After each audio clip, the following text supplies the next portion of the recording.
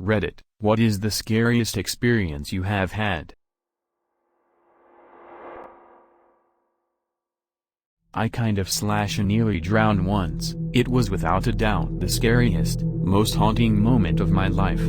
I went on a catamaran trip in Tenerife to see some whales and dolphins.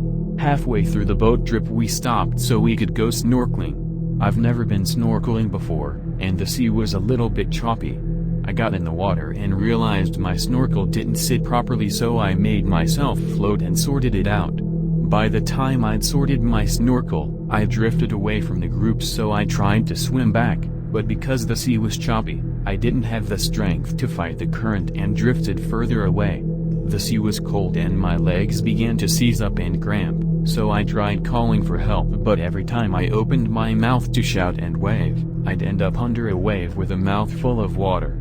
I was really tired at this point and struggled to keep myself afloat, and I began to panic and started inhaling the water and obviously started choking. Every time I looked for the boat it seemed to be further and further away, probably only about 100 meters away, but it seemed like miles. I kept trying to shout for help but started vomiting, and at this point I was so numb and exhausted from panicking and trying to swim, I couldn't keep myself afloat. I went under the water and everything was dark and silent. But then an arm grabbed my chest from behind and I was dragged to the surface, and two people held me up so I could breathe, and then I was dragged back to the boat. I was lifted back onto the boat, proceeded to violently vomit seawater over the floor, and was given a quick check to make sure I was okay. And to make things worse, I sat down next to my girlfriend. She didn't go in the water, put my head on her shoulder, covered my face with a towel, and cried. She didn't hug me, didn't ask if I was okay, instead she said, "Wow, that was embarrassing. Man up, you're alive." We broke up not long after.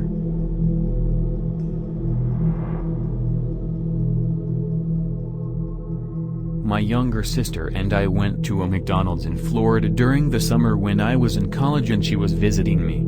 It was hot, so we went out in tank tops and shorts. It was pretty late, 2 a.m., and we got out of the car to switch places before going into the drive-through lane. One of the cars that pulled in behind us noticed us, and spent the few minutes we were waiting at the drive-through yelling suggestive comments at us etc. We ignored them. We paid for our food and got ready to pull out of the parking lot. But somehow the car behind us got to the exit first, and blocked it with their car. One of the 4 or 5 guys in the car got out of their car and started walking towards us. We noped out of there real quick. They were blocking the only exit, so I turned the car around and drove out the entrance. They quickly followed. They chased us for about 5 minutes, going full speed across this little town at 2 a.m. I was hoping we'd get pulled over by a cop. This particular town, Fort Myers, had a bridge we needed to cross to get back to my house, so I ran the red light before the bridge, and was able to cross the bridge and avoid them. Still don't know what they wanted. But it was definitely one of the scarier moments I've had. I was 19 or so at the time.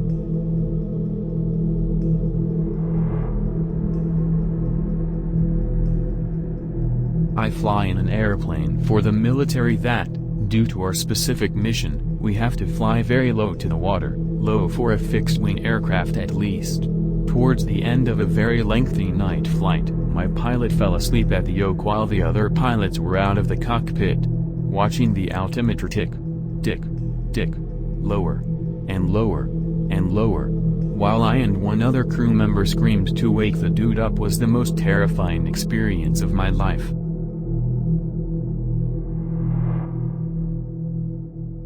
My friend and I decided to go to a lookout to watch the Chinese New Year fireworks. When we pulled up to the walking track, the car park was abandoned except for this one guy sitting in his car. At about 8:30 p.m., we hiked the 15 minutes through the bush with picnic blankets and hummus. We chatted for a couple of hours until midnight, when the fireworks started, and my friend was kind of spilling her heart. She has poor hearing and I hated to stop her, but I could hear boots crunching and voices coming from down the track.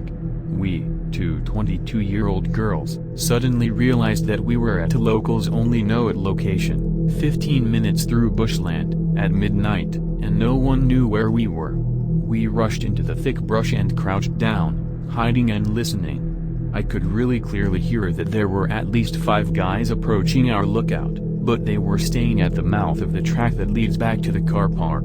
They sounded drunk/stoned, and I could distinctly hear references to those girls.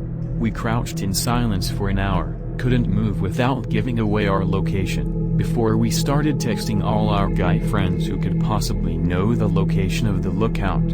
An hour after that, a savior guy friend and his mother came stomping up the path to rescue us. The 5 guys did not leave until they heard them coming.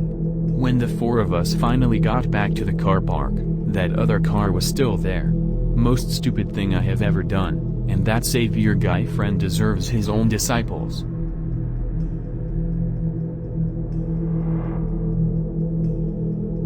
This happened last year. I and my classmates had been partying in the local park, and when it was all over around 12, I think, me and a couple of friends, half drunk, decided to go for a midnight snack at a burger place. As a result of this, I missed the last bus home. I live 40 to 50 minutes away by bus, though my friends who lived in the city went home, and simply told me to call the police and ask them for a ride home. Well, I thought that was a waste of the police's time. Plus, I was a week away from being 18, so being caught drunk wasn't the best idea. So I went to the closest bus stop and saw that the next bus would come at 5 a.m. It was now 1 a.m. Great, I thought, and decided to wait around. My mom phoned me and asked me where the f I was, and I told her the truth, and we got into a bit of an argument, which was understandable. It was then that a taxi cab swung by the bus stop and asked me if I wanted a ride. I simply told him that I didn't have any money, but he persisted, and for some stupid reason I can't remember, I actually got into his car, with my mom still on the phone. He offered to pay for the journey, saying that I shouldn't have to wait alone in the town, but I was suspicious and told him that I wasn't interested, and got out of the car. He told me to get back in and I, slightly panicked, told him to leave, which he didn't, so I walked across the street, which was blocked off in the middle for cars, and tried to get into a hotel, but found it locked. I turn around and see that the taxi cab had driven around the blocked section, and was once more trying to get into his cab, and I told him to He unbuckled his seatbelt and opened the door, but luckily a guard appeared and the taxi driver quickly got back into his car and drove off. I asked if the guard could let me into the hotel, just to stay in the lobby until the bus arrived, but he said no, and told me to walk home, even after I explained how far away I lived. Remember that I was on the phone with my mother? Luckily her workplace was in the city, albeit on the other side, so after getting the door code, I half ran there, seeing the same taxi cab drive by several times. I guess he didn't see or care about me, since I tried to stick to the shadows, and waited for about 2-3 hours, doing nothing because my phone was dead, then took the bus home. Not the most exciting story, perhaps, but it was pretty scary at the time. TL. Doctor got harassed by a taxi cab who may or may not have been trying to be a good Samaritan, but in my drunken mind and following my gut instinct, I evaded him. It was scary since the city was dead quiet and I had read on the news about people getting jumped, stabbed and raped in the area where I was.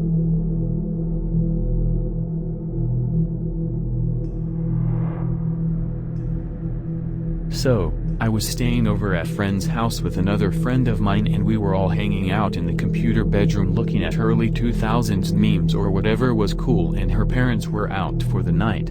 This bedroom was in a hallway off of the living room, where the front door was. It was the first bedroom in the hallway, then it was the bathroom, then my friend's room at the very end. At some point I walked out of the room, through the living room and to the kitchen. As I was walking to the kitchen, I heard a door shut. When I turned to look, the bathroom door was closed and the light was on. So after getting water or whatever, I went back and asked if they went to the bathroom. Nope. So of course we were all scared shitless and went to investigate. Now the bathroom door was open, but the light was still on and her bedroom door was shut. Okay, fucking scary. Us, being dumb teenagers, decided to grab a knife for protection and go in there. We were all standing at the door. Her huge dog is with us and growling at the door. My friend starts to reach for the door when the handle starts to wiggle. So, of course, we start screaming and run out. We went across the street to the neighbors and called the cops and her mom. Cops clear the house out, say it's all clear. Once we get back in, we see that her window was open and all of the stuff on the nightstand had been knocked over. I really hate to think what would have happened if I hadn't left that room and noticed something was wrong.